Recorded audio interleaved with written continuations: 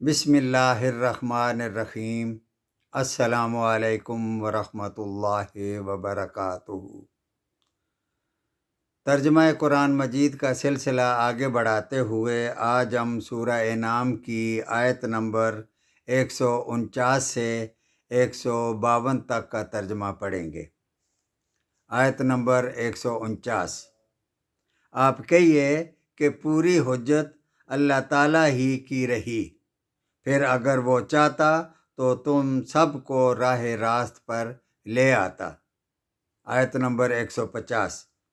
آپ کہیے کہ اپنے گواہوں کو لاؤ جو اس بات پر شہادت دیں کہ اللہ تعالیٰ نے ان چیزوں کو حرام کر دیا ہے، پھر اگر وہ گواہی دے دیں تو آپ اس کی شہادت نہ دیجیے، اور ایسے لوگوں کے باطل خیالات کی اتباع مت کیجیے جو ہماری آیتوں کی تکذیب کرتے ہیں، اور وہ جو آخرت پر ایمان نہیں رکھتے اور وہ اپنے رب کے برابر دوسروں کو ٹھہراتے ہیں۔ آیت نمبر 151۔ آپ کہیے کہ آؤ میں تم کو وہ چیزیں پڑھ کر سناؤں جن کو تمہارے رب نے حرام فرما دیا ہے۔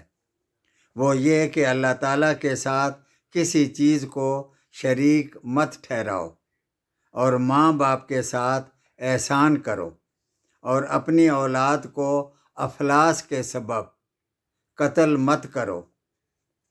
تم کو اور ان کو ہم رزق دیتے ہیں، اور بے حیائی کے جتنے طریقے ہیں ان کے قریب بھی مت جاؤ، خواہ وہ اعلانیہ ہوں خواہ پوشیدہ، اور جس کا خون کرنا اللہ تعالیٰ نے حرام کر دیا ہے اس کو قتل مت کرو، ہاں مگر حق کے ساتھ، یعنی قصاص کے طور پر۔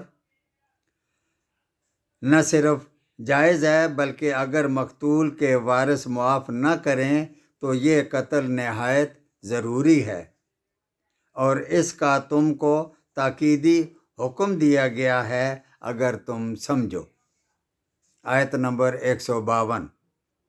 اور یتیم کے مال کے پاس نہ جاؤ مگر ایسے طریقے سے جو تم کو مستحسن ہے، یہاں تک کہ وہ سن رشد کو پہنچ جائے، یعنی بالغ ہو جائے۔ یعنی جس یتیم کی کفالت تمہاری ذمہ داری قرار پائے تو اس پر ہر طرح سے خیر خواہی کرنا تمہارا فرض ہے۔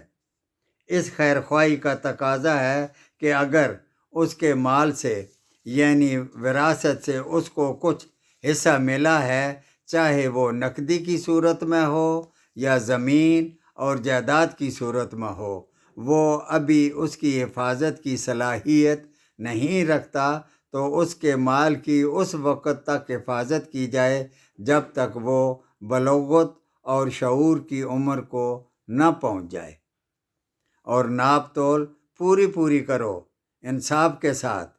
ہم کسی شخص کو اس کی طاقت سے زیادہ تکلیف نہیں دیتے، اور جب تم بات کرو تو انصاف کرو، گو وہ شخص قرابت دار ہی کیوں نہ ہو، اور اللہ تعالیٰ سے جو عہد کیا اس کو پورا کرو۔ اس کا اللہ تعالیٰ نے تم کو تاکیدی حکم دیا ہے تاکہ تم یاد رکھو۔